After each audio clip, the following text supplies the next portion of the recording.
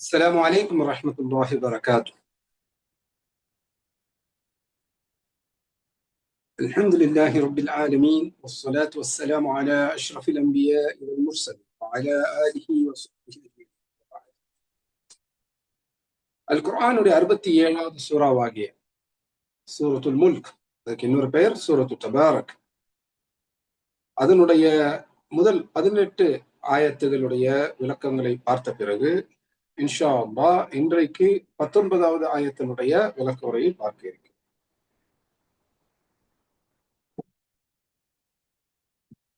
இந்த சூரத்துல் முல்கினுடைய இந்த ஆயத்துகளுடைய விளக்கத்தை நம்ம பார்க்கும் பொழுது ஒரு முக்கியமான விஷயத்தை ஞாபகத்துல வச்சு, இது மக்கி சூறாக்களில் ஒரு சூறா. அதாவது நபி முஹம்மது ஸல்லல்லாஹு அலைஹி வஸல்லம் அவங்க மக்காவில தாவா செய்து கொண்டிருந்த காலகட்டத்தில், நபியாக ஆகி மக்காவில தாவா செய்து கொண்டிருந்த காலகட்டத்தில் இறக்கி வைக்கப்பட்ட ஒரு சூறா.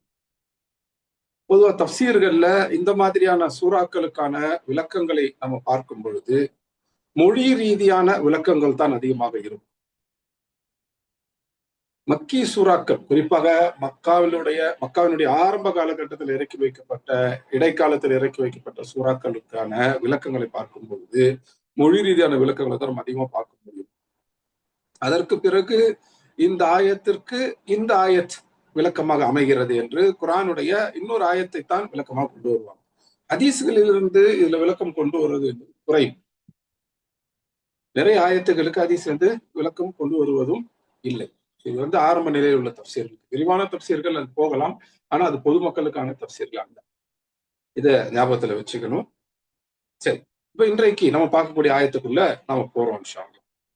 அல்லாஹ் சுப்ஹானஹு வ தஆலா இதுவரைக்கும் சொல்லி வந்த விஷயங்களை பார்த்தோம்னா, தன்னுடைய ஆற்றலை பற்றி அல்லாஹ் சுப்ஹானஹு வ தஆலா இந்த சூறால தொடர்ச்சியா சொல்லிக் கொண்டே வருகிறார். இந்த சூறா முழுக்கவே அல்லாஹ்வுடைய ஆற்றல், அல்லாஹ்வுடைய கருணை, இந்த ரெண்டு விஷயங்களை பத்தி தான் நம்ம அதிகமாக பார்க்கணும். அதுல அல்லாஹ்வுடைய படைப்பாற்றலை பற்றி பார்த்தோம் இந்த சூறாவுடைய ஆரம்ப ஆயத்துகள்ல. வானங்கள், பூமிகள், நட்சத்திரங்கள், இதெல்லாம் அல்லாஹ் சுப்ஹானஹு வ தஆலா எப்படி படைத்தாங்க, ஹயாத், மவுத், இதையுமே அல்லாஹ் தான் படைத்தாங்க அப்படிங்கறதெல்லாம் பார்த்தோம். அதற்கு பிறகு ஜின்கள் உள்ள ஷைத்தான்களுக்கு இந்த உலகத்துல என்ன தண்டனை, மறுமையில என்ன தண்டனை தயார் செய்து வைக்கப்பட்டு இருக்கிறது அப்படிங்கிறதையும் பார்த்தோம். இன்னும் அதை தொடர்ந்து மனிதர்களுக்கு, குறிப்பாக இறைவனிடம் இருந்து, அல்லாஹ்விடமிருந்து வந்த அந்த எச்சரிக்கையாளர்களை மறுத்த, பொய்ப்பித்த, இறை தூதர்களை பொய்ப்பித்த சமூகங்களுக்கு என்ன விதமான தண்டனை மறுமையில் கிடைக்கும், அவங்க நரகத்துக்குள்ள கொண்டு போய் போடப்படும் பொழுது என்ன விதமான கேள்விகளை நரகத்துடைய காவலர்களிடமிருந்து, மலக்குகளிடமிருந்து சந்திப்பார்கள், அதற்கு என்ன விதமான ஒரு பதிலை நஷ்டப்பட்டு கொண்டே, வருத்தப்பட்டு கொண்டே அவர்கள் சொல்லுவார்கள் அப்படிங்கிறதெல்லாம் பார்த்தோம். அதற்கு பிறகு அந்த மறுமையினுடைய விஷயங்களை அல்லாஹ் சுப்ஹானஹு வ தஆலா சொல்லி நமக்கு அச்சமூட்டி எச்சரிக்கை செய்த பிறகு அங்கிருந்து அப்படியே இந்த உலகத்தினுடைய வாழ்க்கைக்கு வர்றான். இங்க ஈமான் கொண்டவர்களுக்கு என்ன விதமான கூலி தயார் செய்து வைக்கப்பட்டிருக்கிறது, இந்த உலகத்தில் ஈமான் கொண்டவர்களுக்கு மறுமையில என்ன விதமான கூலி தயார் செய்து வைக்கப்பட்டிருக்கிறது அப்படிங்கறத பார்த்தோம். அதற்கு பிறகு அல்லாஹ் சுப்ஹானஹு வ தஆலா இந்த பூமியிலிருந்து என்ன விதமான தண்டனை வரலாம், வானத்துடைய திசையிலிருந்து என்ன விதமான தண்டனை வரலாம் என்பதையெல்லாம் சொல்றாங்க. இது வரத்துக்கு வாய்ப்பு இல்லை. ஏற்கனவே அந்த மாதிரி தண்டனை வந்து அதை சந்தித்த, அந்த தண்டனையை அனுபவித்த மக்கள், அவங்களிலிருந்து நாம் பெற வேண்டிய படிப்பினை இதுதான் 18வது ஆயத்துல, இதற்கு முந்தின ஆயத்துல நம்ம பார்த்தோம். இப்ப அங்கிருந்து அல்லாஹ் சுப்ஹானஹு வ தஆலா தன்னுடைய படைப்பின் இன்னொரு பகுதியை பற்றி நமக்கு சொல்லி யோசிக்க சொல்கிறார். அல்லாஹ் வாழ்வு, மரணம், ஹயாத், மௌத்தை பற்றி, அதை படைச்சதை பற்றி சொல்ல ஆரம்பிச்சு, சொர்க்கம், நரகம், இந்த உலகத்தினுடைய தண்டனைகள், பூமியிலிருந்து வரக்கூடிய தண்டனை, மேலிருந்து வானத்துடைய திசையிலிருந்து வரக்கூடிய தண்டனை, எல்லாம் சொல்லி முடிச்ச பிறகு இப்போ அல்லாஹ் சுப்ஹானஹு வ தஆலா மனிதனை சுற்றி உள்ள, மனிதன் அன்றாட வாழ்க்கையில் பார்க்க வாய்ப்புள்ள படைப்பினங்களை பற்றி சொல்ல ஆரம்பிக்கிறார். அல்லாஹ் சுப்ஹானஹு வ தஆலா கேட்கிறாங்க, أعوذ بالله السميع العليم من الشيطان الرجيم من همزه ونفخه ونفخه. أولم يروا إلى الطير فوقهم صافات ويقبض ما يمسكهن إلا الرحمن إنه بكل شيء بصير. இதனுடைய அர்த்தம் என்ன? அவலம் யரவ் இல த்வைரி ஃபௌகஹும், தங்களுக்கு மேல் பறக்கக்கூடிய அந்த பறவை கூட்டங்களை அவர்கள் பார்க்கவில்லையா, அவர்கள் கவனிக்கவில்லையா? அதுவும் எப்படி பறக்குது? சாஃபாத்தும் வயக்பித், சாஃபாத் அவருடைய இறக்கைகளை விரித்து வரிசைகளாக பறக்கின்றன. வயக்பித் இன்னும் இறக்கைகளை மடித்தும் அதே நேரத்தில் பறந்து கொண்டிருக்கின்றன. மா யும்சிகுஹுன்ன இல்லர் ரஹ்மான், அந்த பறவைகள் அது வானத்தில் இருக்கு, பறந்து கொண்டு இருக்கின்றன. அவை கீழே விழாமல் அவற்றை பிடித்துக் கொண்டிருப்பது யார்? அர் ரஹ்மானை தவிர. அர் ரஹ்மான் ஆகிய அல்லாஹ் தான் அந்த பறவைகளை கீழே விழாம பிடித்து தொடர்ச்சியாக பறக்க வைத்துக் கொண்டிருக்கிறார்கள் என்பதை நீங்கள் பார்க்கவில்லையா அப்படின்னு சொல்லி அல்லாஹ் தன்னுடைய கருணை இங்கே நினைவு காட்டுகின்றார். இன்னஹு பிகுல்லி ஷைஇன் பஸீர், அல்லாஹ் எல்லாவற்றையும் ஒவ்வொரு பொருளையும் பார்த்து கொண்டே இருக்கிறார்கள், தொடர்ச்சியாக பார்த்து கொண்டே இருக்கிறார்கள். அல்லாஹ்வுடைய பெயர்கள் ஒன்றான பசீர் அப்படிங்கிறது இங்க சொல்லப்படுது. அப்போ அல்லாஹ்வுடைய பெயர்கள் ஒன்றான அர் ரஹ்மான் சொல்லப்பட்டு அதை தொடர்ந்து அல்லாஹ்வுடைய பெயர்கள் ஒன்றான பசீர் அப்படிங்கிறது சொல்லப்படுது.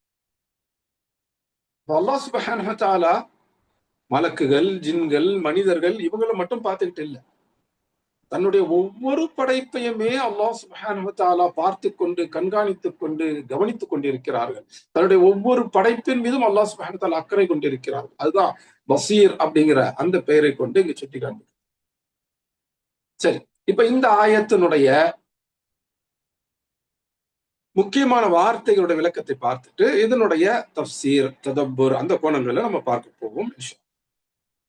இதனுடைய முதல் வார்த்தை, இந்த ஆயத்தோட முதல் வார்த்தை இது அவலம். இங்க லம் அப்படிங்கிற வார்த்தை இருக்கு. அ வ லம், இந்த மூணு சேர்ந்தது தான் இந்த அவலம் அப்படிங்கிறது. இதுல லம் அப்படின்னா இல்ல அப்படின்னு அர்த்தம், அல்லது மாட்டாங்க, செய்ய மாட்டாங்க அப்படிங்கிற அர்த்தத்துல வரும். அ அப்படிங்கிறது கேள்வி. அமின்தும், இதுக்கு முந்தின ஆயத்துக்கள்ல பார்த்தோம் இல்லையா? அமின்தும் அ அப்படின்னா கேள்வி, கேள்விக்கான வார்த்தை. இங்க என்ன கேள்வி கேட்கப்படுது? அவலம் யரவ். யரவ் அப்படின்னா யரா அப்படிங்கிற வார்த்தையிலிருந்து வருது. ரா அப்படிங்கிற வார்த்தை, ரா அப்படின்னா பார்க்கிறது அப்படின்னு அர்த்தம்.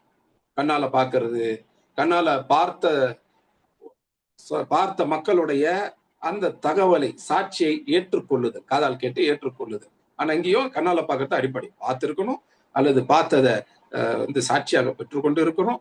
இல்ல நம்முடைய இந்த கண்களால் பார்க்கலினாலும் பொதுவாக புத்தியினால அகக்கண்களால பார்க்கக்கூடியது, ஆராய்ச்சி செய்தல், அதையுமே ரா அப்படிங்கிற வார்த்தையிலையும் சொல்லுவாங்க. இதனுடைய வேர் சொல் ரா அலிஃப், அதாவது ஹம்சா யா, அதுல இருந்துதான் இந்த ரா அப்படிங்கிற வார்த்தை வருது. ரா அப்படிங்கிறது தான் யரா அப்படிங்கிறது வருது.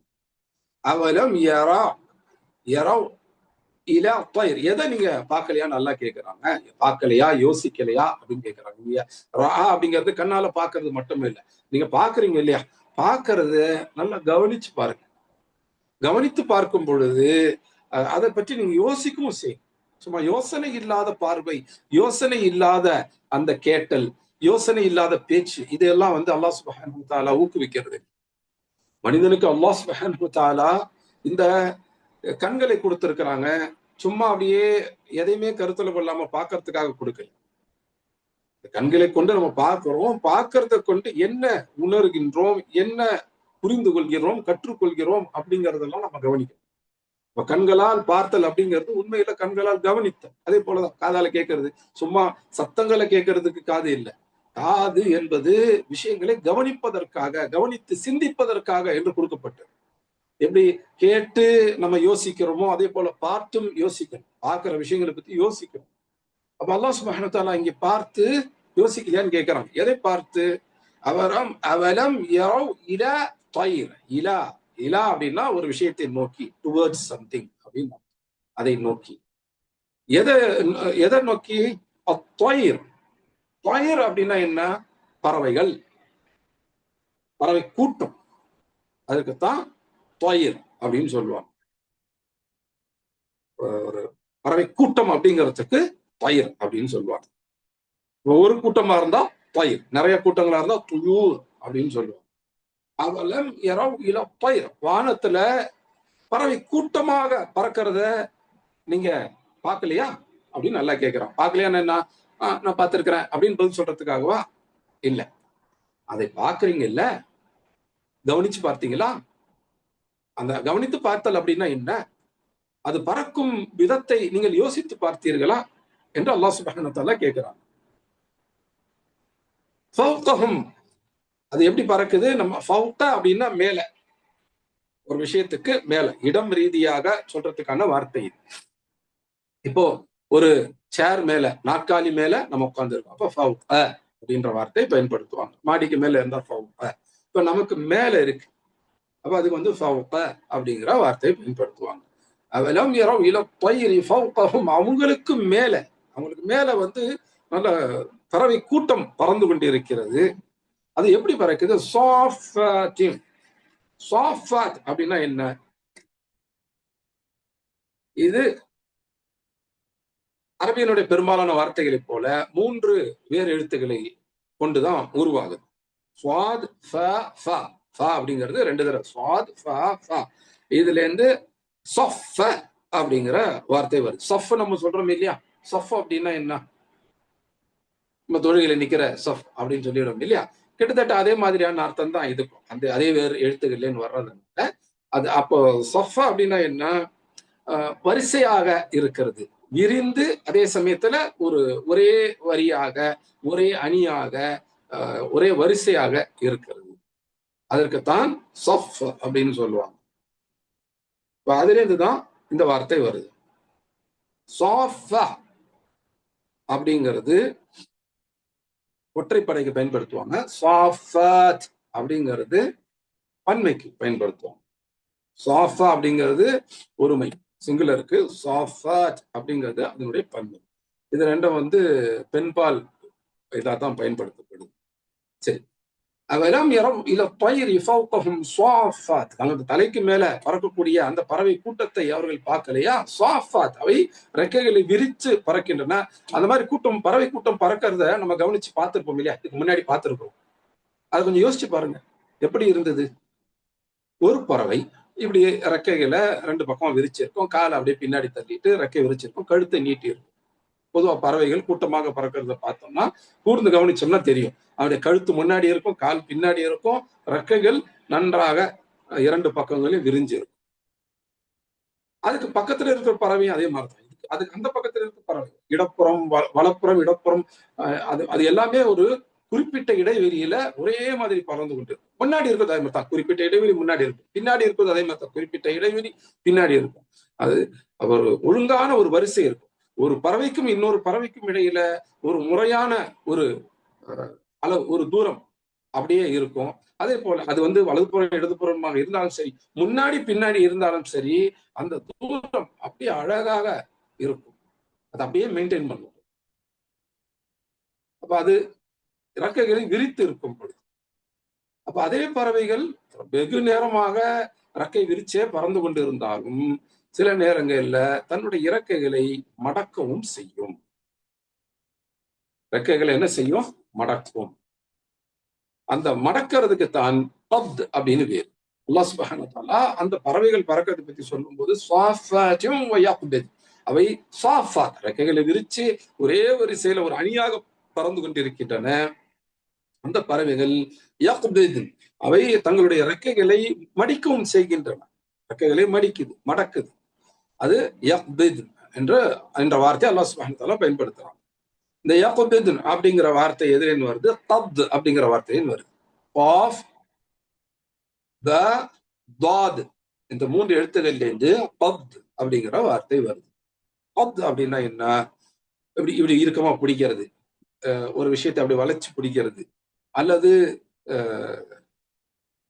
என்ன சொல்ற, அதை உறுதியாக பிடிக்கிறது.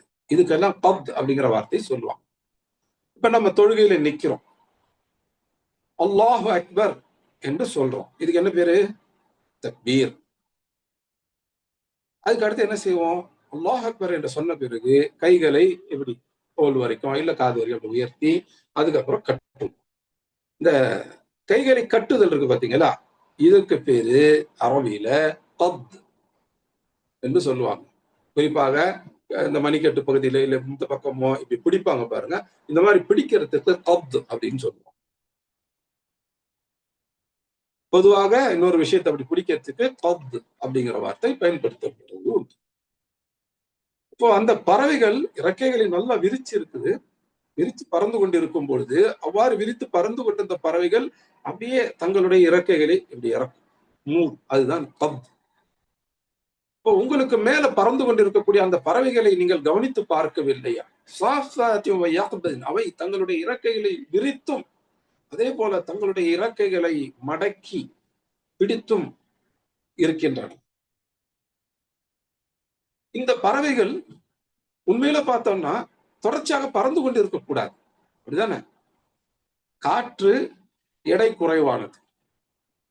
இந்த பறவைகள் காற்றை விட எடை கூடுதல் உடையவை. அப்போ காற்று வெயிட்டா இந்த பறவை வெயிட்டா அப்படின்னு பார்த்தா காற்றை விட பறவை வெயிட் அதிகம், எடை கூடுதல். அப்ப எடை கூடுதலா இருக்கக்கூடிய இந்த பறவை வானத்துல ரொம்ப நேரம் இருக்கக்கூடாது. இப்ப நாம காற்றை விட எடை கூடுதல் உடையவர்கள், அப்படிதானே? இப்ப நாம ஒரு மரத்துல இருந்தோ மாடியில இருந்தோ குதிக்கிறோம், அப்படியே பறந்து போவோமா? பறக்க மாட்டோம், கீழே விழுந்துருவோம். ஏனென்றால் நம்முடைய எடை கூடுதல். அதே போல பூமி இழுக்கவும் செய்யும், கிராவிடேஷனல் புல் அப்படிங்கிறது ஒன்று இருக்கு. நம்முடைய எடை அதிகமா இருக்கு, அப்ப நம்ம மிதந்து கொண்டே இருக்க முடியாது, பறந்து கொண்டே இருக்க முடியாது, பறக்கிறதுக்கான இறக்கைகள் எல்லாம் இல்லை. இந்த மாதிரி நிறைய விஷயங்களை நம்ம சொல்லுவோம். ஆனா இந்த பறவைகள் பாருங்க, காற்றை விட எடை கூடுதலான பறவைகள் தான், ஆனால் தொடர்ச்சியாக காற்றில் பறந்து கொண்டிருக்கின்றன. எதனால் இந்த பறவைகள் பறக்க முடியுது? இதுதான் எழுப்பப்பட வேண்டிய கேள்வி. அல்லாஹ் சுப்ஹானஹு வ தஆலா அதை கேட்கிறாங்க. அவலம் யரவ் இல த்வைரி ஃபௌகஹும் ஸாஃபாத்தின் வ யக்பித். தங்களுக்கு மேல, தலைக்கு மேல அணி அணியாக ஒரே வரிசை அழகா தன்னுடைய இறக்கைகளை விரித்தும் அதே போல அந்த இறக்கைகளை மடித்தும் பறந்து கொண்டிருக்கக்கூடிய அந்த பறவை கூட்டத்தை நீங்கள் பார்க்கவில்லையா? பார்க்கலையானா என்ன அர்த்தம்? சும்மா கண்ணால பாத்தீங்களா? இல்லை, இதை நீங்க பார்க்கலையா? கவனித்து பார்க்கவில்லையா? இதை பார்த்து நீங்கள் சிந்திக்கவில்லையா அப்படின்னு நல்லா கேட்கிறாங்க. யாரு இதை பிடிச்சு வச்சிருக்கிறாங்க? அதுக்கு பிடிச்சு வச்சிருக்கிறது அப்படிங்கிறதுக்கு அல்லாஹ் சுப்ஹானஹு வ தஆலா பயன்படுத்துற வார்த்தை என்ன? யும்சிகு அப்படிங்கிறது. இது மசக அப்படிங்கிறதே வார்த்தையிலும் வருது. மசக, அம்சக, யும்சிகு அப்படின்னு வரும். மீம், சீன், காஃப் என்ற 3 வேறு எழுத்துக்களில் இருந்து இந்த வார்த்தை வருது. மஸ்க், மசக, அம்சக, யும்சிகு. இந்த மசக அப்படின்னா என்ன? பிடிச்சு வைக்கிறது, நகராம அல்லது விழாம பிடிச்சு வைக்கிறது, அது பரவலா போயிடாம அப்படியே இறுக்கமா பிடிச்சு வைக்கிறது. இதுக்குத்தான் மசக அப்படிங்கிற வார்த்தையை சொல்லுவாங்க. இந்த பறவைகளை கீழே விழுந்துடாம அவற்றை மேலே வானத்திலே பிடித்து வைத்துக் கொண்டிருப்பது யார் அப்படின்னு சொல்லி அல்லாஹ் கேட்கிறான்.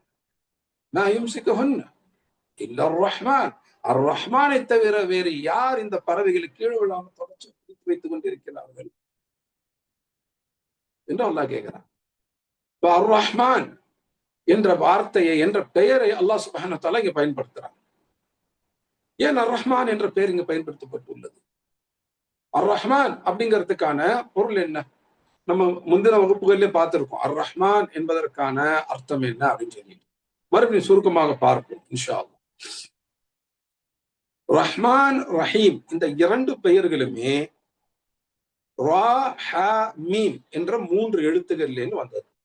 ரா, ஹா, மீம்.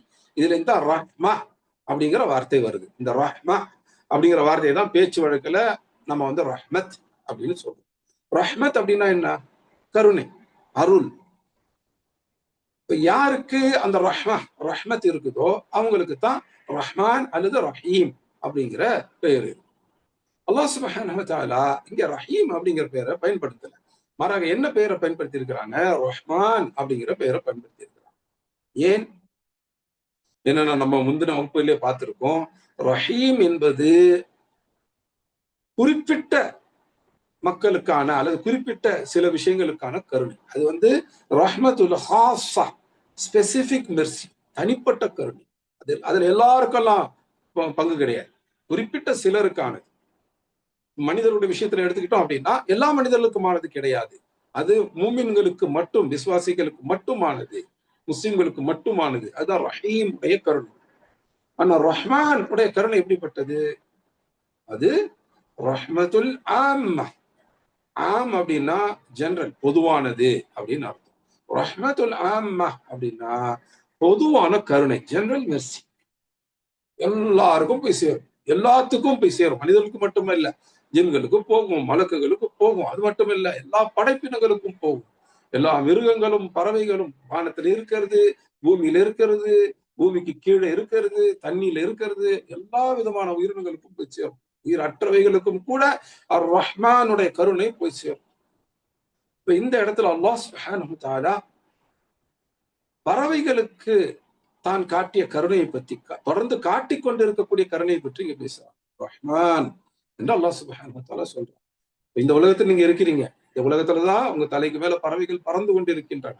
அந்த பறவைகளை கீழே விழாம பிடித்து வைத்துக் கொண்டிருப்பது யார்?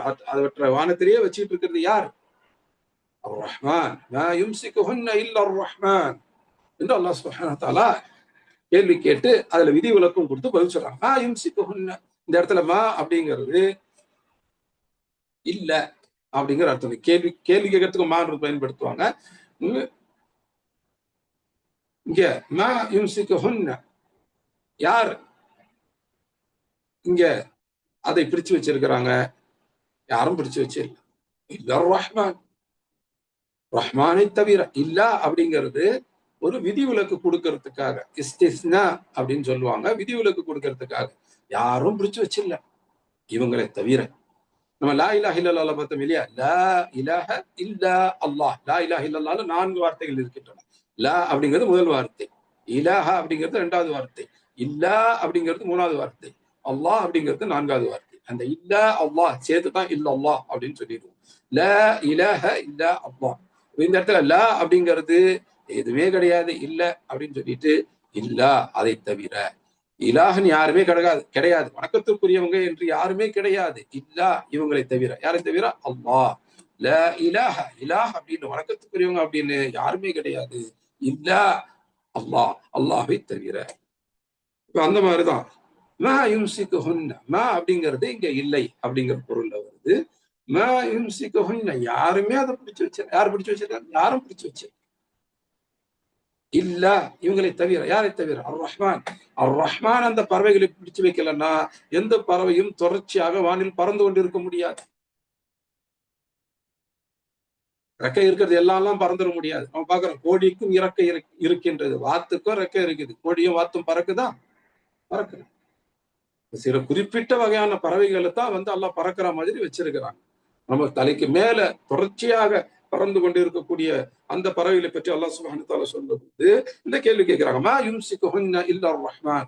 அர் ரஹ்மானை தவிர வேறு யார் இதை மேல பிடிச்சு வச்சிருக்காங்க? யாரும் பிடிச்சு வச்சு, யாரும் இந்த பறவைகளை பிடித்து வைத்திருக்கவில்லை, அர் ரஹ்மானை தவிர என்று சொல்லிட்டு அல்லாஹ் சுப்ஹானஹு வ தஆலா தொடர்ந்து என்ன சொல்றாங்க? இன்னஹு பிகுல்லி ஷைஇன் பஸீர்.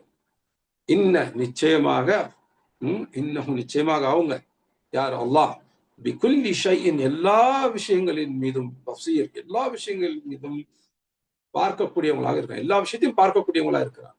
பஸீர்ங்கிற வார்த்தைக்கு என்ன அர்த்தம்?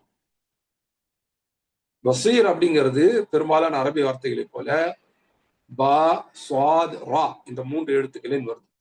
அல்லாஹ்வுடைய பெயர்கள் ஒன்று அல் பஸீர் அப்படிங்கிறது. பஷீர் இல்ல, பஸீர்.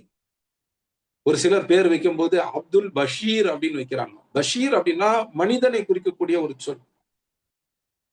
பஸீர் அப்படிங்கிறது இந்த இடத்துல அல் பஸீர் அப்படின்னு சொன்னா அல்லாஹ்வை குறிக்கக்கூடிய சொல். பஷீர்னா மனிதன், பஸீர் அப்படின்னா பார்க்கக்கூடியவங்க. இந்த இடத்துல பசீர் அப்படிங்கிறது அல்லாவை குறிக்குது. அதே போல அல் பசீர், அந்த அல் போட்டு வந்துச்சுன்னா அது அல்லாஹ் மட்டும்தான் குறிக்கும். பசீர் அப்படின்னா என்ன? 3 வேறு எழுத்துக்கள் வந்தது சொன்னேன். ப ஸ்வாத் ரா, அதுல இருந்து பஸ்வார அப்படிங்கிற வார்த்தை வருது. பஸ்வர அப்படின்னா பொதுவா பார்க்கிறது, பார்வைக்கு பஸ்வார் அப்படிங்கிற வார்த்தையை சொல்லுவாங்க. பஸ்வார் ஆழமான பார்வைக்கும் அந்த அதுல இருந்து வரக்கூடிய வார்த்தையை பயன்படுத்துவது உண்டு. பசீரா, பஷீரா இல்ல, பஷீரா அப்படின்னா நற்செய்தி அப்படின்னு அர்த்தம். இது வந்து பசீரா, சுவாது பசீரா அப்படின்னா என்ன அர்த்தம்? ஆழமான பார்வை. ஒரு விஷயத்தை பற்றி நமக்கு ஆழமா தெரியும், அதனுடைய ஆழம் அகலம் எல்லாமே தெரியும், முழுமையா தெரியும் அல்லது நிறைய தெரியும் அப்படின்னா அதுதான் வந்து பசீரா அப்படின்னு சொல்லுவாங்க. அல்லாஹ் சுப்ஹானஹு வ தஆலாவுடைய பெயர்கள் ஒன்று அல் பசீர். அல் பசீர் அப்படின்னா என்ன? எல்லாவற்றையும் பார்க்கக்கூடிய, அதனுடைய ஆழம் வரைக்கும் பார்க்கக்கூடிய, அதனுடைய ஒவ்வொரு நுணுக்கத்தையும் பார்க்கக்கூடிய. அல்லாஹ் பார்க்கறாங்க அப்படின்னா எதெல்லாம் பார்ப்பாங்க? இப்ப கட்டடம் நடுவுல இருக்கு, சுவர் இருக்கு, மேல தளம் இருக்கு, இது அல்லாஹ்வுடைய பார்வையை மறைத்து விடுமா? மறைக்காது. கதவு சாத்திக்கிட்டோம், அல்லாஹ்வுடைய பார்வையை இது மறைத்து விடுமா? மறைக்காது. எந்த திரை போட்டாலும் அல்லாஹ்வுடைய பார்வை மறைக்காது. எந்த கல் சுவரை போட்டாலும், எந்த வகையான தடுப்பை போட்டாலும் அல்லாஹ்வுடைய பார்வை அது மறைக்காது. அல்லாஹ் எல்லாவற்றையும் தொடர்ச்சியாக பார்த்து கொண்டே இருக்கும். இந்த பசீர் அப்படிங்கிறது சர்ஃப் ரீதியாக, அதாவது சொல் இலக்கணம் ரீதியாக என்ன விதமான வசன், என்ன ஸ்கேல்ல, என்ன கட்டமைப்புல வந்திருக்கு அப்படின்னு பார்த்தோம்னா ஃபஈல் என்ற கட்டமைப்புல வந்திருக்கு. ஏற்கனவே இதுல இந்த மாதிரியான கட்டமைப்புல வரக்கூடிய இன்னும் சில பெயர்கள் எல்லாம் நம்ம பார்த்திருக்கோம். இந்த சூறாவுடைய விளக்க உரையிலேயே நம்ம பார்த்திருக்கோம் இல்லையா?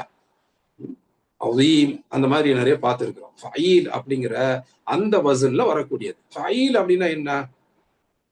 ஃபஇல் அப்படின்னா செயல், ஃபாஇல் அப்படின்னா செயலை செய்யக்கூடிய ஒரு மனிதர், அந்த ஆக்ஷனை செய்யக்கூடியவர். ஃபஈல் அப்படின்னா என்ன? அந்த செயலை அவர் செய்யக்கூடியவர் தான், செயலை செய்வார். எப்படி செய்வார்? தொடர்ச்சியாக செய்து கொண்டே இருப்பார். அதுல எந்த தளர்வும் இல்லாம உறுதியாக அழுத்தமாக தொடர்ந்து அதை செய்து கொண்டே இருப்பார். அதுக்கு ஒரு முடிவு கிடையாது, தொடர்ச்சியா நடந்துகிட்டே இருக்கும். அதற்குத்தான் ஃபஈல் அப்படின்னு சொல்லுவாங்க. இப்ப அல்லாஹுடைய பெயர்கள் ஒன்றான இந்த அல் பசீர்ங்கிறது அரபி மொழியுடைய அந்த ஃபஈல் அப்படிங்கிற அதே கட்டமைப்புல தான் இருக்கு. அப்ப அதுல இருந்து அல் பசீருடைய அர்த்தத்தை நம்ம வந்து புரிஞ்சுக்கிறதுனா எப்படி புரிஞ்சுக்கலாம்? பசீர் அப்படிங்கிறது பசர அப்படிங்கிற வார்த்தையில வந்தது. பசர அப்படின்னா பாக்குறது, அல் பசீர் அப்படின்னா எல்லாத்தையும் பார்க்கிறவங்க, தொடர்ந்து பார்த்து கொண்டே இருப்பவர்கள். அந்த பார்வையில எந்த விதமான தளர்ச்சியும் வந்து விடாது, எந்த விதமான வலிமை குன்றுதல் பலகீனமும் வந்து விடாது. அல்லாஹ் எல்லாத்தையும் பார்க்கறாங்க, அல்லாஹ் தொடர்ந்து பார்த்து கொண்டே இருக்கிறார்கள். அந்த பார்க்கறதுங்கிறது சும்மா தள்ளி நின்று வேடிக்கை பார்க்கறது இல்லை. அந்த பார்த்தலை கொண்டு, அந்த பார்த்தல் வழியாக அல்லது அந்த பார்த்தலை செய்யும் பொழுது கூடவே அதற்குரிய செயல்களையும் அங்கே வந்து அல்லாஹ் செய்வான்.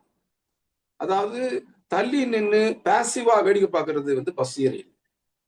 இப்போ ஒரு பிரச்சனை நடக்குது, நமக்கு அதை பத்தி ஆழமா தெரியும், அது என்ன நடக்குது அப்படிங்கிறதெல்லாம் நம்ம புரிஞ்சுக்கிறோம்.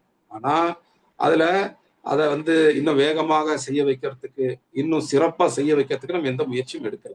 அல்லது ஒரு கெட்ட விஷயமா இருந்தா அதை வந்து தடுக்கிறதுக்கோ அல்ல அதை வலுவிழக்க செய்வதற்கோ நம்ம எந்த முயற்சியும் எடுக்கிறது இல்லை. அப்படியே பார்த்துட்டே இருக்கிறோம், வேற அடுத்து இதான் நடக்க போகுது அப்படின்னா நம்ம சொல்லுவோம். ஆனா அதை தடுக்கிறதுக்கு நம்ம முயற்சி செய்யும். இப்ப இதுக்கெல்லாம் வந்து பசீர்னு சொல்லணும். பசீர் இருக்கு அப்படின்னா அவர் ஆழமான பார்வை, நுணுக்கமான பார்வை இருக்கு அப்படின்னா அதை கொண்டு ஒரு செயல் தொடர்ந்து வரணும்.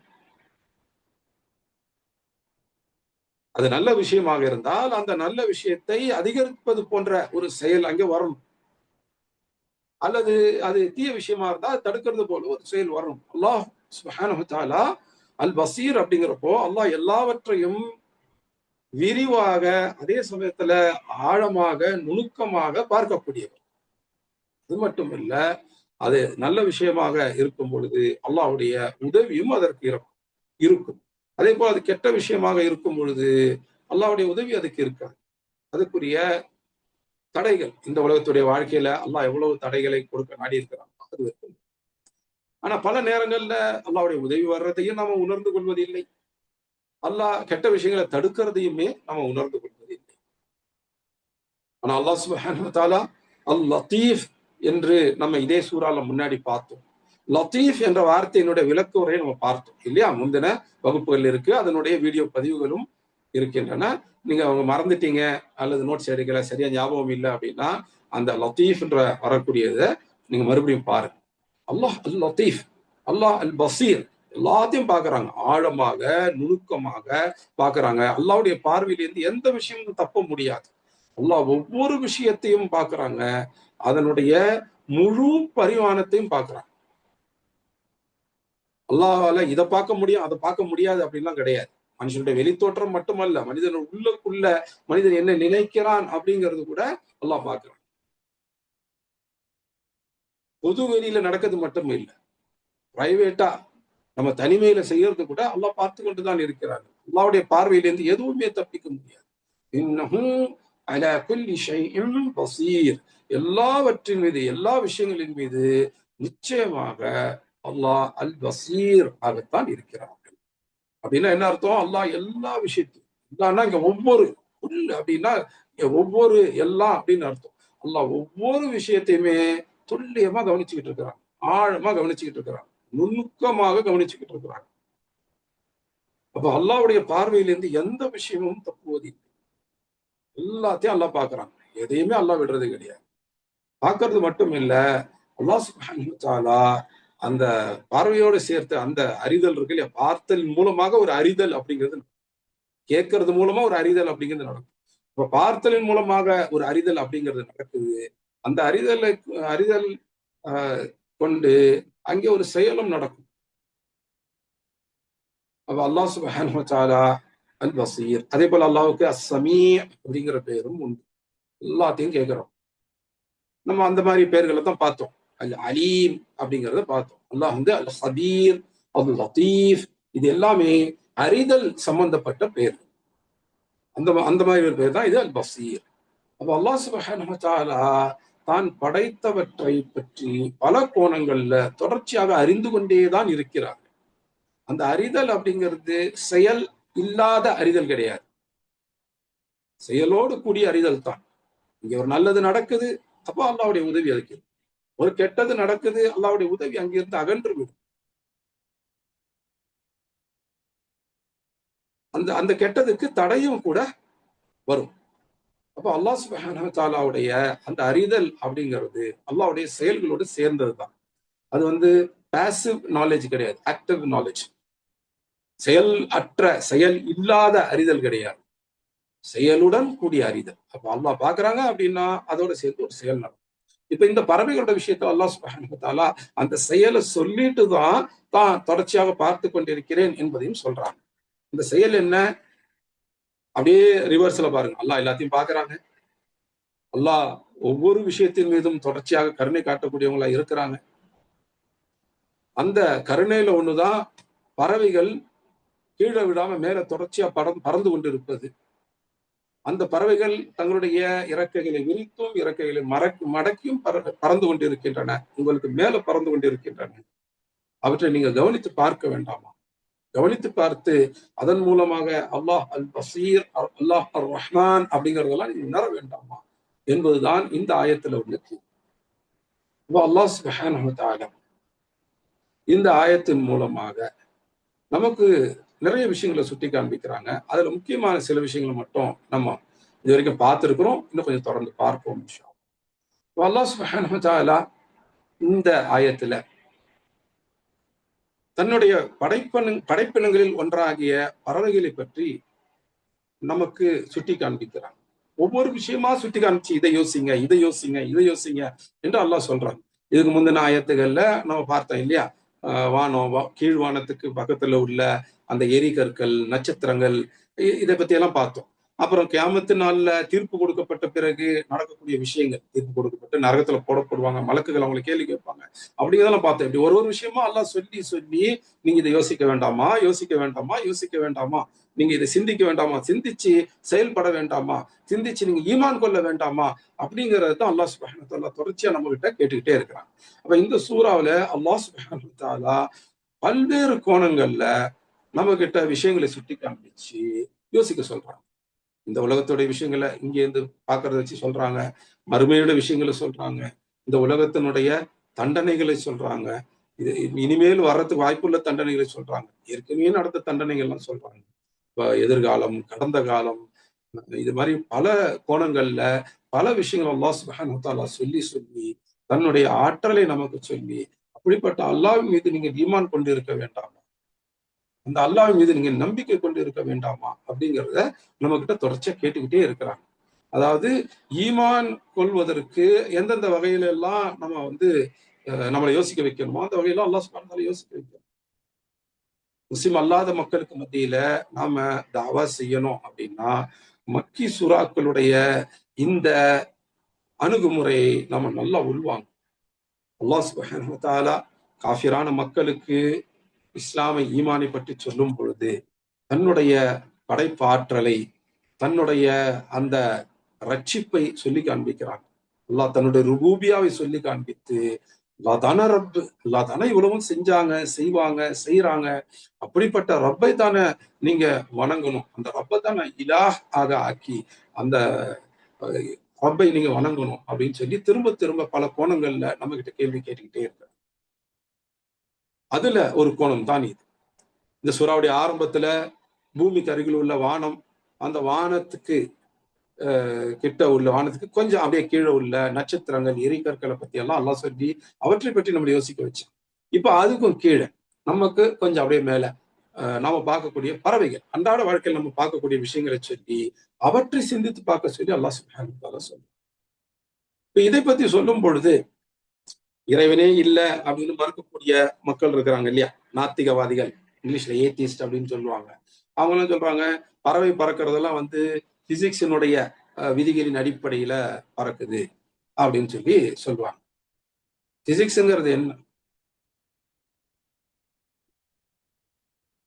அது பூமி எப்படி இயங்கி கொண்டிருக்கிறது, பூமி சுற்றியுள்ள விஷயங்கள் எப்படி இயங்கி கொண்டிருக்கின்றன, பூமியில் உள்ள விஷயங்கள் எப்படி இயங்கி கொண்டிருக்கின்றன அப்படிங்கிறத கவனிக்கிறது. கவனித்து இவை இப்படித்தான் இயங்கி கொண்டிருக்கின்றன அப்படின்னு சொல்லி அது எப்படி இயங்குது அப்படிங்கிற முறையை கண்டுபிடித்து சொல்வது, அதுதான் பிசிக்ஸ். அப்ப அவங்க இது இப்படித்தான் இயங்குது, இப்படித்தான் இயங்குது அப்படின்னு கண்டுபிடிச்சு சொல்றாங்க. உதாரணத்துக்கு பூமி, பூமியில வந்து கிராவிடேஷனல் புல் அப்படின்ற இருக்கு, புவி ஈர்ப்பு விசை அப்படின்னு ஒண்ணு இருக்கு. அது வந்து மேல இருக்க எல்லாத்தையும் கீழே இழுக்கும். அதனாலதான் நம்ம மாடியிலேன்னு அப்படி எகிரணும் அப்படின்னா, குதிச்சோம் அப்படின்னா கீழே தான் வருவோம். ஏதாவது பொருள் அப்படி மேல தூக்கி போட்டாலும் அது கீழே தான் வரும். அப்ப அது கீழே ஏன் வருது? அது அந்த பூமி, அதுதான் புவி அப்படின்னு சொல்லுவாங்க. பூமிக்கு தமிழ்ல, அழகான தமிழ்ல புவி அப்படின்னு சொல்லுவாங்க. அது என்ன செய்ய? ஈர்க்கும், இழுக்கும். அதுதான் புவி ஈர்ப்பு. அது வந்து ஒரு ஃபோர்ஸ், அதான் விசை. புவி ஈர்ப்பு விசை, கிராவிடேஷனல் ஃபோர்ஸ், அது அப்படியே உள்ள இழுக்குது. அப்ப கீழே விழுது. இப்ப அதை வச்சு என்ன சொல்லுவாங்க, இதெல்லாம் வந்து சயின்ஸுங்க, பிசிக்ஸுங்க, இது பாருங்க ஒன்னொன்னுக்கு ஒரு லா இருக்கு, லா ஆஃப் கிராவிடேஷன் அப்படின்னு ஒண்ணு இருக்கு அப்படின்வாங்க. பறக்கிறதுக்கு அதுக்கு இந்தந்த லா எல்லாம் இருக்கு, இந்த இந்த விதிகளின் அடிப்படையில தான் பறவைகள் வந்து கீழே விழாம பறக்குது அப்படின்லாம் சொல்லுவாங்க. நல்ல விஷயம். இந்த விதிகளின் அடிப்படையில இது கீழே விழுந்து, இந்த விதிகளின் அடிப்படையில இது கீழே விடாம பறக்குது, மிதக்குது அப்படின்னு எல்லாம் சொல்றீங்க. சரி, விதிகளை கண்டுபிடிச்சிட்டீங்க. இப்ப இங்க கேள்வி அதுதான், இந்த விதிகளை கொண்டு வந்தது யார்? தானாக எந்த விதியும் உருவாகிறது இல்லை. இந்த விதிகளை கொண்டு வந்தது யார்? இப்ப இந்த பறவைகளை அல்லாஹ் படைச்சிட்டாங்க. அந்த பறவைகள் கீழே விழாம தொடர்ந்து பறப்பதற்கான விதிகளையும் அல்லாஹ் தான் படைத்தார்கள். அப்ப நம்ம பார்க்கிற அந்த பிசிக்ஸ்ல பார்க்கக்கூடிய லா, இது எல்லாமே அல்லாஹ் படைச்சது தான். அப்ப இந்த லா எல்லாம் வந்து யார் சொன்னாங்க? இந்த லாவை நியூட்டன் சொன்னாரு, அந்த லாவை ஐன்ஸ்டீன் சொன்னாரு அப்படின்லாம் வந்து கொண்டு வருவாங்க. இந்த லாவை அவங்க உருவாக்கல. எந்த விஞ்ஞானியும் இயங்கக்கூடிய அந்த விதிமுறைகளை உருவாக்கல். அந்த விதிமுறைகள் ஏற்கனவே இருக்கின்றன. அந்த விதிமுறைகளை இவங்க கண்டுபிடிக்கிறாங்க. கண்டுபிடிக்கிறாங்கன்னா என்ன? கண்டுகொள்கிறார்கள். இது இன்வென்ஷன் இல்ல, டிஸ்கவரி. இங்கிலீஷ்ல இன்வென்ஷன், டிஸ்கவரி அப்படிங்கிற ரெண்டு வார்த்தைகளை வந்து நம்ம பார்த்துருப்போம், கேட்டிருப்போம், படிச்சிருப்போம். இன்வென்ஷன் அப்படின்னா என்ன? புதுசா ஒண்ணு கண்டுபிடிக்கிறது. டிஸ்கவரி அப்படிங்கிறதுனா என்ன? ஏற்கனவே இருக்கிற ஒரு விஷயத்தை நாம் கண்டுகொள்வது, இருக்குது என்பதை உணருதல், அதுதான் டிஸ்கவரி. இப்ப ராக்கெட்டை டிஸ்கவர் பண்ணாங்க அப்படின்னு சொல்ல மாட்டாங்க, ராக்கெட்டை இன்வென்ட் பண்ணாங்கன்னு சொல்லுவாங்க. ஏன்னா அதுக்கு முன்னாடி அது கிடையாது. அமெரிக்காவை இன்வென்ட் பண்ணாங்க அப்படின்னு சொல்ல மாட்டாங்க. அமெரிக்கா ஏற்கனவே அங்க இருக்கு. அமெரிக்காவை யாரும் இன்வென்ட் பண்ணல, புதுசா உருவாக்கல. மாறாக அங்கு இருக்கிறது என்பதை கண்டுகொள்கிறார்கள். அதுக்கு பேர் டிஸ்கவரி. இப்ப டிஸ்கவரினா என்ன? ஏற்கனவே இருக்கிற விஷயத்தை, ஆமா இது இருக்குது அப்படிங்கிறத தெரிந்து கொள்ளுதல், அறிந்து கொள்ளுதல், புரிந்து கொள்ளுதல், அதுதான் டிஸ்கவரி. கண்டுகொள்ளுதல், அதை கண்டுபிடிக்கிறது அப்படின்ற பேச்சு வழக்கில் சொல்லுவோம். கண்டுபிடிப்பு தமிழ்ல வந்து துல்லியமான வார்த்தை பயன்பாடுகள் குறைவு. இப்போ கண்டுபிடிப்பு அப்படின்னா என்ன? ஏற்கனவே இருக்கிறத கண்களால் பார்க்கிறது, அதுதான் கண்டுபிடித்தல் அப்படின்னு சொல்றது. அதை உணருதல், அதுதான் கண்டுபிடித்தல் அப்படின்னு சொல்றது. கண்டு அப்படின்னா கண்ணால் பார்த்து அப்படின்னு அர்த்தம். கண்டுபிடித்தல். இது வரைக்கும் கண்ணுக்கு படாம இருந்துச்சு, இப்ப பட்டுருச்சு. இது வரைக்கும் காது கேட்காம இருந்துச்சு, இப்ப கேட்டுருச்சு. இதெல்லாம் தான் கண்டுபிடிப்பு அப்படின்னு சொல்லுவாங்க. இதுக்கெல்லாம் டிஸ்கவரி அப்படின்னு பேர். இன்வென்ஷன் அப்படிங்கிறது புதிதாக ஒன்றை உருவாக்குதல். புத்தாக்கம் அப்படிங்கிற ஒரு வார்த்தையை கூட சிலர் பயன்படுத்துறாங்க. புத்தாக்கம், புதிதாக ஆக்குதல் அப்படின்னு. இப்ப இந்த விஞ்ஞானத்தில் உள்ள சட்டங்கள், குறிப்பா பிசிக்ஸ்ல உள்ள சட்டங்கள் இருக்கு இல்லையா? இந்த சட்டங்கள்லாம் வந்து இவங்க உருவாக்குனாங்களா அப்படின்னா கிடையாது. காலகாலமா இந்த சட்டங்கள் இருந்து கொண்டு இருக்கின்றன. இந்த சட்டங்களை இவங்க இப்ப கண்டுபிடிச்சுக்கிறாங்க. இருக்குது அப்படின்னு டிஸ்கவர் பண்றாங்க. யாரும் புதுசா உருவாக்கல. ஏற்கனவே அந்த சட்டங்கள் இருக்கின்றன. அந்த சட்டங்கள் இருக்கின்றன என்பதை இப்போ ஒரு 200 வருஷத்துக்கு முன்னாடியோ 400 வருஷத்துக்கு முன்னாடியோ அவங்க உணர்கின்றார்கள். இதெல்லாம் வந்து ஒரே மாதிரி இயங்குது. ஏன் இயங்குது? ஏன்னா இந்த அடிப்படையில் இருக்கின்றன. இந்த அடிப்படைகள் இருந்தால் இவையெல்லாம் இப்படித்தான் இயங்கும். இவை இயங்கக்கூடிய முறைங்கிறது எப்பவுமே இப்படித்தான் இருக்கும். இதெல்லாம் இருந்துச்சுன்னா இது இப்படித்தான் இயங்கும். அதாவது இவையெல்லாம் இருந்தால் இவை இப்படித்தான் இயங்கும் அப்படின்றது தான் இந்த டிஸ்கவரி, கண்டுபிடித்தல். அப்ப இதுல எந்த சட்டத்தையும் அவங்க உருவாக்கல, எந்த ஒரு விதிமுறையும் அவங்க உருவாக்கல. இப்போ இவங்க கிராவிடேஷனல் லா, புவி ஈர்ப்பு விசையை பற்றி உள்ளதை கண்டுபிடிச்ச பிறகுதான் பூமி உள்ள இழுக்க ஆரம்பிச்சுச்சா? இல்ல. எல்லா காலத்திலும் பூமி உள்ள இழுத்துக்கிட்டு தான் இருக்குது. ஆனா பூமி உள்ள இழுக்குதுங்கிறத அவங்க உணர்ந்து அது ஏன் நடக்குது, எப்படி நடக்குது அப்படின்லாம் அவங்க ஆராய்ச்சி பண்ணி இப்படிதான் நடக்குது, ஏன் நடக்குதுன்னு பல நேரங்கள் அவங்களால சொல்ல முடியாது. இப்படித்தான் நடக்குது அப்படிங்கிறத பார்த்து அதை வந்து ஒரு விதிமுறையாக, அதை இன்னும் விரிவாக விளக்கமாக இது வைக்கிறாங்க. அப்ப அங்கே வந்து ஒரு லா, அந்த லாவுக்கு வந்து ஒரு எக்ஸ்பிளனேஷன் அப்படிங்கறத எழுதுறாங்க. அது உறுதியா தெரிஞ்சுட்டா லா ஆக சொல்லிடுவாங்க, ஒரு விதிமுறையா சொல்லிடுவாங்க. உறுதியா தெரியல அப்படின்னா ஒரு ஹைப்போதிசிஸா சொல்லுவாங்க. இது இப்படிதான் இருக்கணும், இப்படி இருந்தா தான் இது வந்து இப்படி நடக்கணும் அப்படின்னு சொல்லி ஒரு குத்து மதிப்பா சொல்றது உண்டு. ஆனா அதையெல்லாம் கூட விஞ்ஞானம் அப்படின்னு வச்சுக்கிட்டு அதையெல்லாம் வந்து மாறாத விஷயம் மாதிரி எல்லாம் இன்னைக்கு பேசிக்கிட்டு இருக்கிறாங்க. இதெல்லாம் பேசினா சயின்ஸை பத்தி நம்ம விரிவா பேச வேண்டியிருக்கும். இது வந்து அதனுடைய சில முக்கியமான விஷயங்களை மட்டும் சுட்டி காண்பிக்கிறேன். என்ன அப்படின்னா, இப்போ அல்லாஹ் சுப்ஹானஹு வ தஆலா இந்த ஆயத்துல அந்த பறவைகள் கீழ்விடாம தொடர்ந்து பறந்துகிட்டு இருக்கு பாருங்க. அது ரெக்கைகளை விரித்தாலும் அப்படி தொடர்ந்து பறந்துகிட்டு இருக்கு. இந்த ரெக்கைகளை அப்படியே மடித்தாலும் தொடர்ந்து பறந்து கொண்டு கீழே விழல. யார் அவற்றை வந்து மேல பிடிச்சு வச்சிட்டு இருக்கிறது? அர் ரஹ்மான். எல்லா உயிர்களின் மீதும் கருணை காட்டக்கூடிய அந்த அர் ரஹ்மான் அந்த பறவையனும் உயிரின் மீதும் கருணை காட்டிக் கொண்டிருக்கிறார்கள். அந்த பறவையை கூட வந்து அர் ரஹ்மான் பார்க்காம விட்டுடல. அந்த ரஹ்மான் எப்படிப்பட்டவங்க? அல் பசீர். அல்லாஹ் வந்து அர் ரஹ்மான், அதே போல அல்லாஹ் வந்து அல் பசீர். அந்த பறவையை கூட அல்லாஹ் பார்த்துக்கிட்டு தான் இருக்கிறாங்க. அந்த பறவையின் மீதும் பார்த்து அக்கறை கொண்டு தான் இருக்கிறார்கள். அந்த அக்கறையுடைய வெளிப்பாடு தான் அது கீழே விழாம தொடர்ந்து பறந்துகிட்டு இருக்கு. அந்த அக்கறையுடைய வெளிப்பாடு தான் அல்லாஹ்வுடைய கருணை அப்படிங்கிறது, அந்த ரஹ்மா அப்படிங்கிறது. அந்த ரஹ்மா பறவையை கூட போய் சேரும். அது பொதுவான கருணை. அதான் அர் ரஹ்மானுடைய கருணை. அல்லாஹ் அல் பசீர். அந்த அல் பசீர் அத பறவையை கூட பாக்குறாங்க, கண்காணிக்கிறாங்க. அந்த பறவையின் மீது அந்த கண்காணிப்பை தொடர்ந்து ஒரு கருணையும் காட்டுறாங்க. அதுதான் இப்போ இங்க வந்து குறைஞ்சபட்சம் 2 விஷயங்களை இந்த ஆயத்தை முடிக்கிறதுக்கு முன்னாடி நாம தெரிஞ்சுக்கணும், ஞாபகத்துல வச்சு. ஒண்ணு, இன்றைக்கு இதை பத்தி எல்லாம் பேசும்போது இதெல்லாம் விஞ்ஞானத்துல இந்த சட்டத்தின் அடிப்படையில, இந்த விதிமுறை, இந்த விதியின் அடிப்படையில அதெல்லாம் பறந்துகிட்டு இருக்கு, கீழே விழாம இருக்கு அப்படின்னு சொல்லலாம். ஆனா இந்த விதிகள் எதையுமே மனிதன் உருவாக்கல, இல்ல வேற எந்த ஒரு படைப்பும் உருவாக்கல. இவையெல்லாம் அல்லாஹ் உருவாக்கிய விதிமுறைகள். பூமி இழுக்கணும். கிராவிடேஷனல் ஃபோர்ஸ், புவி ஈர்ப்பு விசை அப்படிங்கிறத அல்லாஹ் தான் உருவாக்கணும். அல்லாஹ் உருவாக்குன அந்த விசையின் அடிப்படையில தான் அது தொடர்ந்து செயல்பட்டு இருக்கு. அது இப்படிதான் செயல்படணும் என்ற விதிமுறையை அல்லாஹ் உருவாக்கி இருக்கிறாங்க. இந்த மாதிரி பூமியில பல ஒழுங்குமுறைகளை, விதிமுறைகளை அல்லாஹ் சுப்ஹானஹு வ தஆலா உருவாக்கி இருக்கிறாங்க.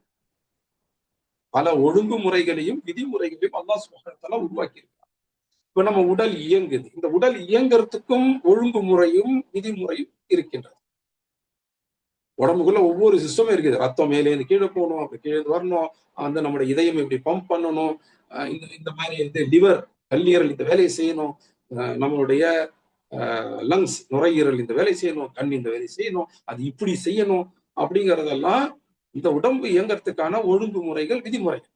அதே போல நம்மளை சுற்றி உள்ள வந்து ஒவ்வொரு விஷயமும் ஒரு ஒழுங்குமுறை தான் இயங்கு. ஒழுங்குமுறை ஒன்றோ பலதோ ஒழுங்குமுறைகள், விதிமுறைகள் நம்மளை சுத்தி ஒவ்வொரு விஷயத்திலையும் இருக்கு. இப்ப இத்தனை ஒழுங்குமுறைகளையும் விதிமுறைகளையும் உருவாக்கியது யார்? அல்லாஹ். ஆனா இந்த அல்லாஹ்வை உணரத் தெரியாத மனிதர்கள், அல்லாஹ் இருப்பதை அறிந்து கொள்ள தெரியாத மனிதர்கள், இவங்க என்ன நினைக்கிறாங்க? மனிதர்கள் உருவாக்கின பொய்யான கடவுள்களை எல்லாம் பொய்யுங்கிறத அவங்க புரிஞ்சுக்கிறாங்க, உணர்ந்து கொள்கிறார்கள், அறிந்து கொள்கிறார்கள். அது வரைக்கும் அவங்க செய்வது சரி. இதெல்லாம் மனிதன் உருவாக்கின கடவுள், அப்படின்னா இது உண்மையான கடவுள் அல்ல, அப்ப இதெல்லாம் பொய் கடவுள்கள். இது வரைக்கும் அவங்க சரியா வந்துட்டாங்க. ஆனா எல்லா மனிதர்களும் எல்லாவற்றையும் படைத்த உருவாக்கிய அந்த ஒரே இறைவன், ரட்சகன் அல்லாஹ், அந்த அல்லாவை உணர்ந்து கொள்வதில்லை, அந்த அல்லாவை புரிந்து கொள்வதில்லை. இவங்க மனிதன் உருவாக்கின கடவுள்கள், மனிதன் உருவாக்கிய மதங்கள், இதையெல்லாம் மறுத்துட்டு அதே கோணத்தில் இருந்து எல்லாரையும் உருவாக்கிய படைத்த அந்த இறைவனையும் மறுக்கிறார். அந்த இறைவன் கொடுத்த மார்க்கமாகிய இஸ்லாமையும் மறுக்கிறார். அதாவது இது எப்படின்னு சொன்னோம்னு வச்சுங்களேன், கிரிமினல்களையா, மோசமானவங்க கெட்டவங்களையா பார்த்து பார்த்து பார்த்து நல்லவங்கள கூட கெட்டவங்க அப்படின்னு சொல்லி நினைக்கக்கூடிய ஆட்கள் இருக்கிறாங்க.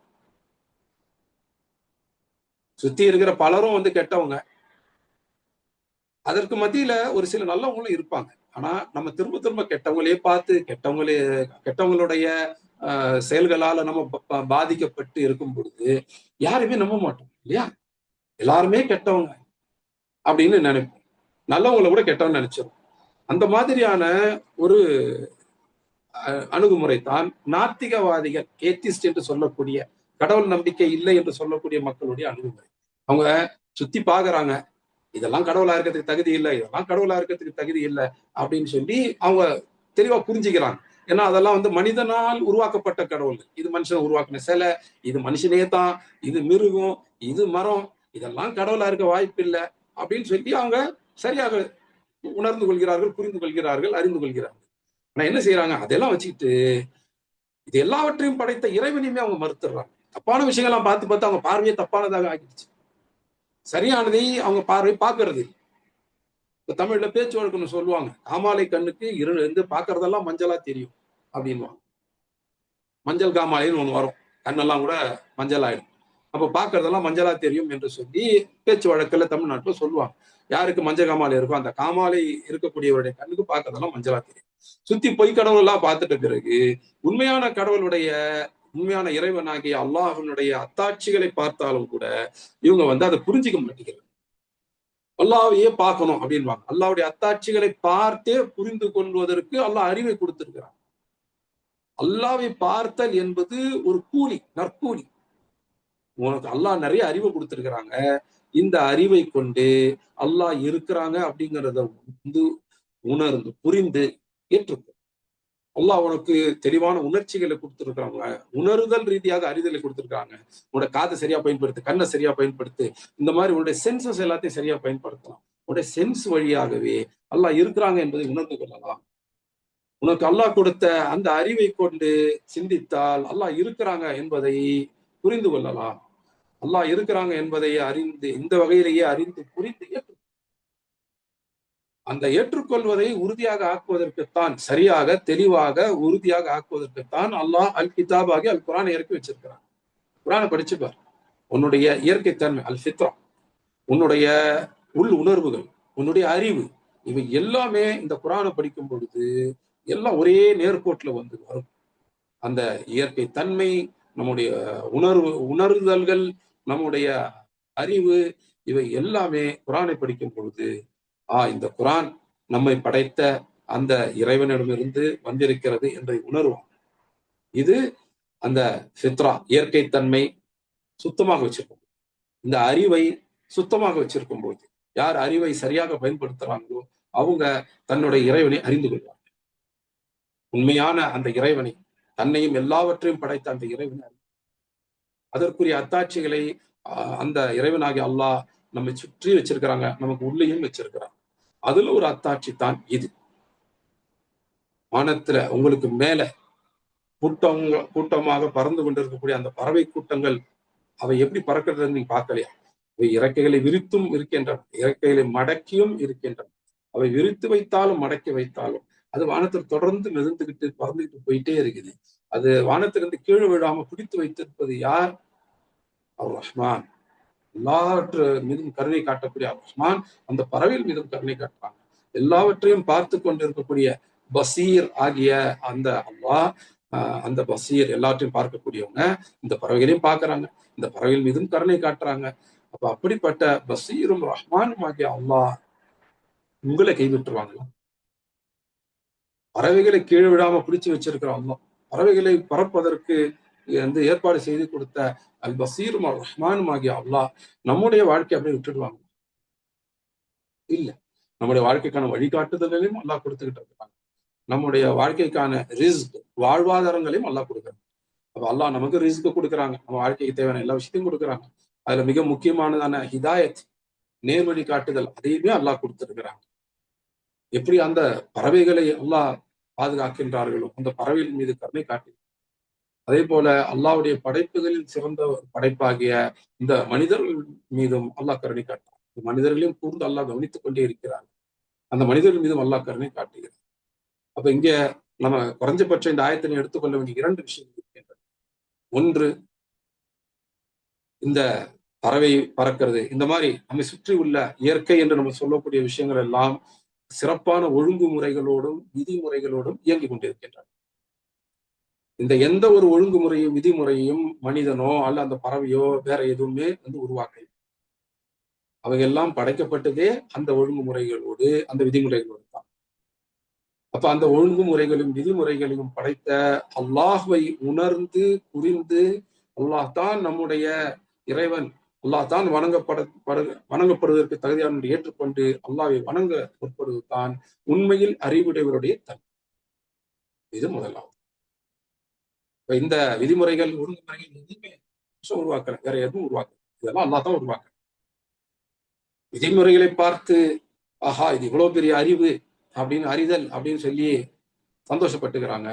ஆனா அந்த விதிமுறைகளை படைத்த இறைவனை அறிதல் இருக்கு பாருங்க, அதுதான் மாபெரும் அறிதல். அந்த விதிமுறைகளின் வழியாக அந்த விதிமுறைகளை படைத்த அந்த இரட்சகனாகிய அல்லாஹை அறிதல் இருக்குல்ல, அதுதான் மாபெரும் அறிதல். அந்த அறிதல் இல்லை அப்படின்னா இவங்க அறிவில்லாதவங்க. விஞ்ஞானத்தெல்லாம் படிச்சு வச்சிருக்கிறேன், நான் பிசிக்ஸை படிக்கிறேன், கெமிஸ்ட்ரி படிக்கிறேன், பாட்னி படிக்கிறேன், ஜுவாலஜி படிக்கிறேன், எல்லாம் படிக்கிறேன். இதன் மூலமாக எப்படி இந்த உலகம் இயங்குது அப்படிங்கிறது தெரிஞ்சுக்கிறேன். ஆனா அது அந்த விதிமுறைகள், ஒழுங்குமுறைகளை உருவாக்கிய அல்லாஹை நான் உணர்ந்து கொள்ளவில்லை, அல்லாஹை நான் அறிந்து கொள்ளவில்லை, அல்லாஹை மறுக்கிறேன் அப்படின்னா என்னோட பெரும் முட்டாள் யாரும் இருக்க முடியாது. அறிவு அப்படிங்கிறது எது? உண்மையான சரியான அறிவு அப்படிங்கிறது எது? அல்லாஹ் நம்மை சுற்றி வைத்திருக்கக்கூடிய எல்லா படைப்பிடங்களையும் பார்த்தும், அவற்றில் இருக்கக்கூடிய ஒழுங்குமுறைகளையும் விதிமுறைகளையும் பார்த்தும், இவற்றையெல்லாம் இவ்வளவு ஒழுங்காக சீராக வந்து உருவாக்கி இருக்கக்கூடிய, படைத்திருக்கக்கூடிய அந்த இரட்சகன் எப்படிப்பட்டவர் என்று உணர்ந்து வியந்து ஒரு கீழ்ப்படிதலை, பணிவை கொண்டு வந்து அந்த இரட்சகன் மீது நம்பிக்கை கொள்ளுதல் இருக்கு பாருங்க, அதுதான் உண்மையான அறிவு. உண்மையான அறிவு இந்த விதிமுறைகளையும் தாண்டி, இந்த விதிமுறைகள் ஒழுங்குமுறைகளை உருவாக்கிய இறைவனை உணரச் செய்து, அறியச் செய்து, ஏற்றுக்கொள்ளுச்சு. அதுதான் உண்மையான அறிவு. யார் தன்னுடைய இறைவனை உணர்ந்து கொள்ளவில்லையோ, அறிந்து கொள்ளவில்லையோ, அவர்கள் உண்மையான பகுத்தறிவாதிகள் அல்ல. பிற மனிதர்களை ஒப்பிடும்பொழுது அவங்க சிறந்தவங்க எல்லாம் சொல்ல முடியாது. ஏன்னா முஸ்லிம்களை ஒப்பிடும்போது அவங்க சிறந்தவங்க கிடையாது. பல தெய்வங்களை, சிலைகளை, இயற்கைகளை வணங்கி கொண்டிருப்பவர்கள் ஒப்பிடும்போது நாத்திகவாதிகள் பரவாயில்லை, அவ்வளவுதான். ஆனா அவங்க தன்னை படைத்த இறைவனாகி அல்லாஹ் உணர்ந்து கொள்ளவே இல்லை, அறிந்து கொள்ளவே இல்லை. ஆனால் முஸ்லிம்கள் அப்படி கிடையாது. முஸ்லிம்கள் சிலை வணங்குபவர்களை விட, இந்த நாத்திகவாதிகளை விட சிறந்தவர்கள். ஏன்? சிலை வணங்கிகள் பொய்யான தெய்வங்களை மறுக்கிறாங்க. ஆனா உண்மையான தெய்வத்தை, உண்மையான இறைவனை, கடவுளை அவங்க அறிந்து கொண்டதே இல்லை. அவங்களுடைய அறிவு ஒரு இடத்துல நின்றுடுச்சு, அதை தாண்டி மேல வரல. ஆனா முஸ்லிம்களுடைய ஆரம்பமே என்ன? அந்த இறைவனை ஏற்றுக்கொள்ளுதல், உணர்தல், புரிதல், அறிதல், ஏற்றுக்கொள்ளுதல், இதெல்லாம் முஸ்லிம்கிட்ட ஆரம்பத்திலேருந்தே இருக்கிறது. அப்போ ஒரு நாத்திகவாதியா இருக்கக்கூடிய ஒரு பெரும் விஞ்ஞானியை விட சாதாரண ஒரு முஸ்லிம் அறிவில் சிறந்தவர். மறுபடியும் சொல்றேன், நாத்திகவாதியாக இருக்கக்கூடிய ஒரு பெரும் விஞ்ஞானியை விட ஒரு சாதாரண முஸ்லிம் அறிவில் சிறந்தவர். ஏன்? அந்த அறிவு அவருக்கு நேர் வழி காட்டணும். யார் தன்னுடைய அறிவை கொண்டு நேர் வழியை பெறவில்லையோ அவர் அந்த அறிவினால் பலன் பெறவில்லை. ஆனா யார் தன்னுடைய அறிவை கொண்டு நேர் வழியை பெறுவதற்கான முயற்சிகள் எடுத்து அதில் பெற்றும் கொள்கிறாரோ அவர் அந்த அறிவினுடைய முழு பலனையும் பெற்றுக் கொள்கிறார்.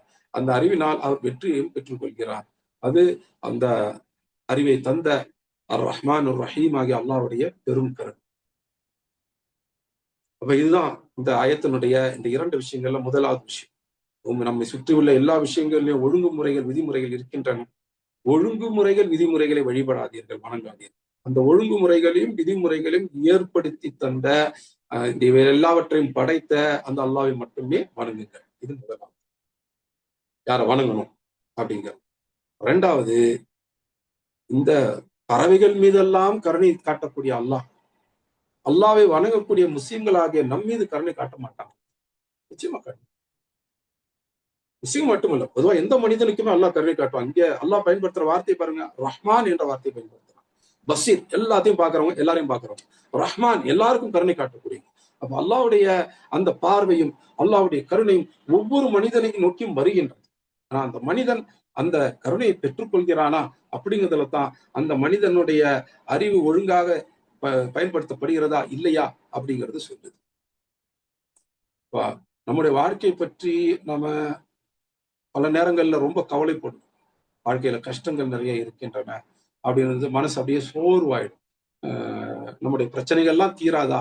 தொடர்ச்சியா பிரச்சனை வந்துகிட்டே இருக்கு, அடுக்கடுக்கா பிரச்சனைகள் வந்து கொண்டே இருக்கின்றது அப்படின்னு சொல்லி மனசு தளர்ந்துருவாங்க. ஆனா ஒரு முஸ்லிம் ஒருபோதும் அந்த மனது தளர்வு என்பதை ஒரு அளவை தாண்ட விடுறது கிடையாது. எல்லாருக்கும், எல்லா மனுஷனுக்கும் மனசு தளர்ச்சிங்கிறது வரும், ஒரு அயற்சிங்கிறது வரும்.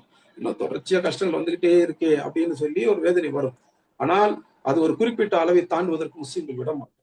யாருக்கு இஸ்லாம் தெரியுமோ அவங்க ஒருபோதும் தற்கொலை செய்ய மாட்டாங்க. ஏன்? பறவைகளை பார்க்கக்கூடிய அல்லாஹ், பறவைகளின் மீது அக்கறை எடுக்கக்கூடிய அல்லாஹ் நிச்சயமா நம்மளையும் பார்த்துட்டு தான் இருக்காங்க. நம் மீதும் அக்கறை எடுத்துக்கொண்டுதான் இருக்கிறார்கள். அல்லாஹ்வுடைய அந்த கருணை, அல்லாஹ்வுடைய அந்த உதவி நிச்சயமாக நமக்கு வரும் என்ற அந்த உறுதியான சார்ந்திருத்த தவக்குல் அப்படிங்கிறது நமக்கு வரணும். அப்படி வந்தாதான் நம்ம ஒழுங்கான முஸ்லிம். இது 2 விஷயங்கள் தான். நம்ம வேற எதையும் எடுக்கலைனாலும் இந்த 2 விஷயங்களை கட்டாயம் இந்த ஆயத்தினை எடுத்துக்கணும். ஒண்ணு, இத்தனை ஒழுங்குமுறைகளையும் விதிமுறைகளையும் வணங்கிட்டு இருக்காதீங்க, எல்லாவற்றையும் படைத்த அல்லாஹ்வை தான் வணங்கும்.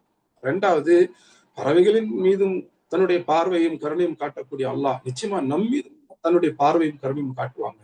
அப்ப அல்லாஹ்வுடைய பார்வையும் கருணையும் நம் மீது நிச்சயமாக இருக்கிறது. இனிமேல் வரப்போதுன்னு இல்லை, அல்லாஹ் தொடர்ச்சியா பார்த்துக்கிட்டே தான் இருக்காங்க, எல்லாத்தையும் பார்த்துக்கிட்டு இருக்காங்க. அல்லாஹ் எல்லாவற்றையும் பார்த்துக்கிட்டு அறிந்து கொண்டு அதே சமயத்துல எல்லாவற்றின் மீது கருணை காண்பித்துக் கொண்டு தான் இருக்காரு. அல்லாஹ்வுடைய கருணை, அல்லாஹ்வுடைய பார்வை 2 நம்ம மேல இருந்துகிட்டே தான் இருக்கு.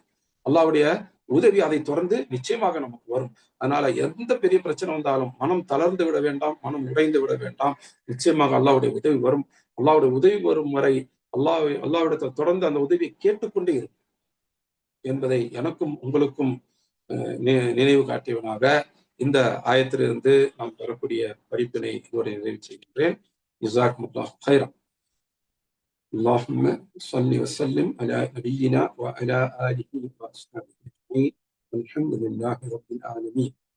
سبحانك اللهم بحمدك أشهد أن لا إله إلا أنت أستغفرك وأتوب إليك. السلام عليكم ورحمة الله.